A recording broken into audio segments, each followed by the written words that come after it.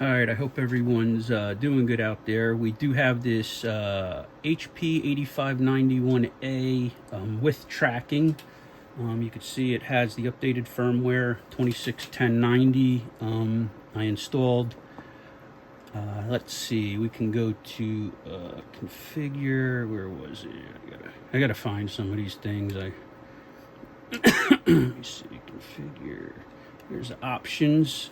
So it has a 103D mod. It has an oven for the 10 megahertz reference, the 232, and a tracking generator.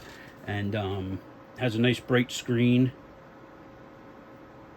We did all the alignments on the screen. If you don't like it, it's easy to change. Just look in the book. You can move the screen with the pad up here and the knob to where you want it. Just waiting for that oven to heat up. That again is the 10 megahertz reference. Really nice clean unit. I'll go over this whole thing for you real quick.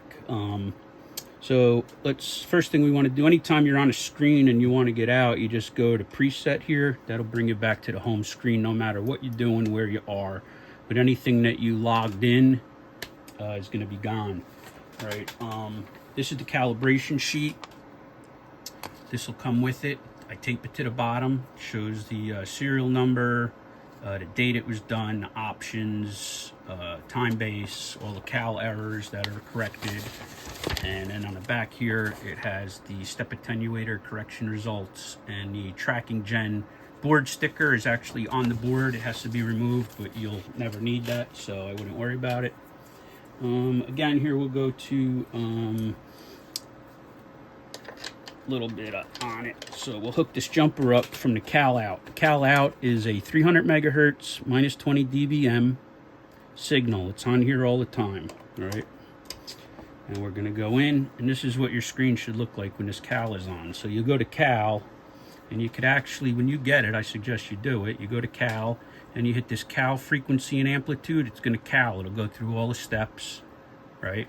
Do it for your environment where you're gonna have it, and then you just hit cal store.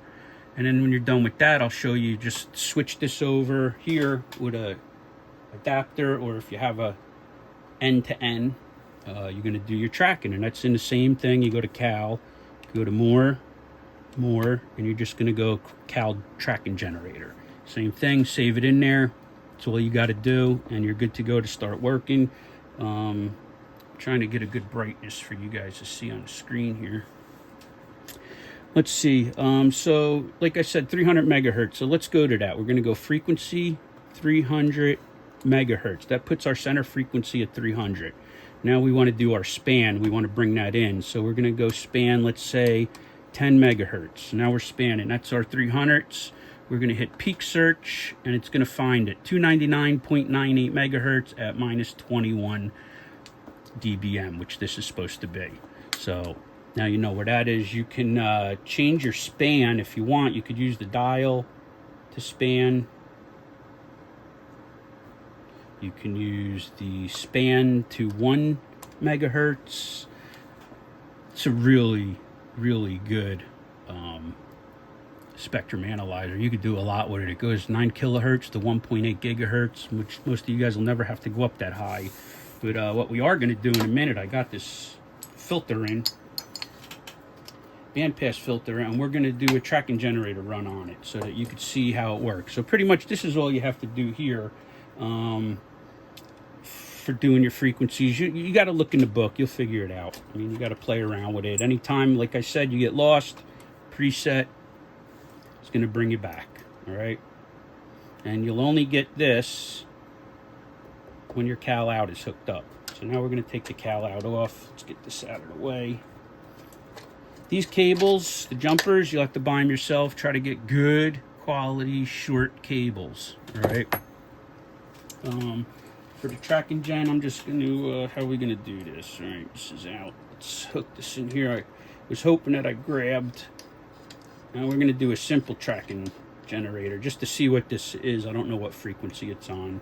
So we have our output, and then here's our tracking generator out. So this is going to send a signal out of here through the filter, and the filter is going to eliminate a lot of the frequency. So now we're going to go to aux control here. That's going to bring up our track and gen button. We hit track and gen. So now what we want to do is we want to turn the track and generator on. Now there's a lot of other things that you can do, and you're going to see this is the filter right here. This is our filter. So, which is good because I didn't know if this filter was going to work or not, or where it was. So we'll just go to, let's go to peak search.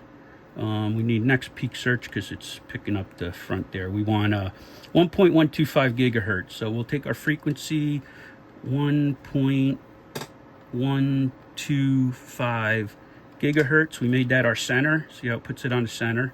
We'll go back to our peak search. Now what we want to do is we want to span it out. We want to clean it out, get rid of all this noise in here, and see exactly where this filter is good at. You can't really do that right now. So we're going to go to our span. Let's go 200 megahertz, because I don't know how long it is. Oh, there it is. So we can even go in closer. So now we got the span here. We're in span, right? We can span it with the dial. Bring it in closer. If we start losing it here, we just hit our frequency. We can move our frequency to where we want it. All right, so now what we're going to do, the amplitude don't worry about because we're already at minus 11, 12. So we're going to go to our marker. And now we're going to use our marker here. You see the marker moving. And we're going to look at this minus 12. And when it gets to minus 13, that's what I'm going to say. Okay, so let's say right around here, 1.098. So let's say 1.1 gigahertz is where this filter starts to be good at. And it's going to be good all the way to, watching at 12 again. I don't know if you guys can see that minus 12 up there, dBm, but we're going to go, so right about, I'd say right there to about 1.16 is where this filter's good at. So we know that when we're running our radio or receiver, it's going to take all that noise out between there. So let's span out again. We'll go span 100 megahertz just to see what it looks like there. And we could keep spanning out. Could use this. I'm sorry about my hand getting in the way, but span it all the way out. You see the noise down the bottom. That's what you don't want. So I mean, technically you could start using this before the noise, but let's use it up on the peak. So that's pretty much the tracking generator. Show you that it's all working. Again, you want to go home, you go preset, brings you right back to that screen we started at. Again, the only cable and adapter that's going to come with this is the power cord and the jumper in the back for the 10 megahertz. All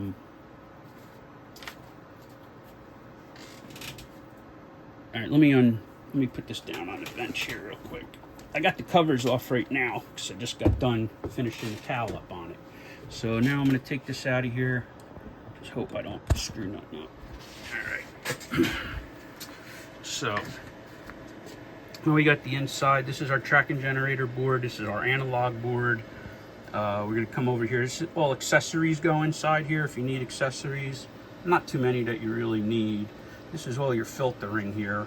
And then this is your power supply. The power supply has 4 lights on it. It's a good troubleshooting indicator. If you ever have a light off, you got an issue. And then you're going to have, this was adjusted. Don't adjust it, please. Leave it where it is. And now what I'll do is I'll try to turn this around a little here. I don't want to scrape anything. Bench is tight. I got so much stuff to do. All right. So on the back here, this is the 10 megahertz I'm telling you about. So the 10 megahertz comes off. I'll show you where that is. The oven, it's heated, so it comes off and then it comes back in and it gives you 10 megahertz to run everything off the front end.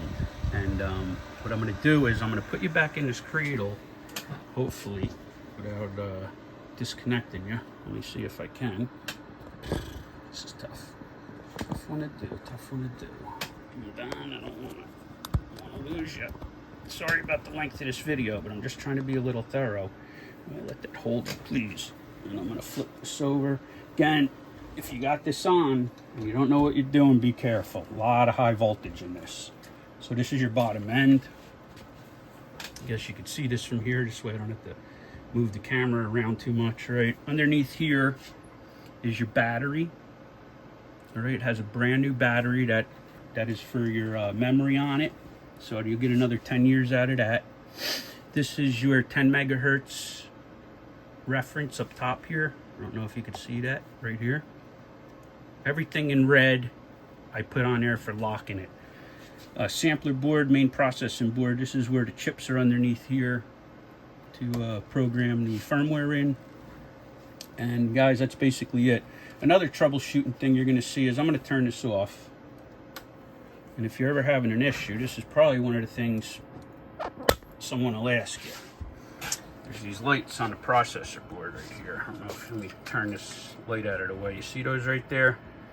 They're going to all come on and they should all go off. All right, that's telling you everything's functioning properly. Now one of the lights will stay on. It's going to be this, I think it's the fourth one.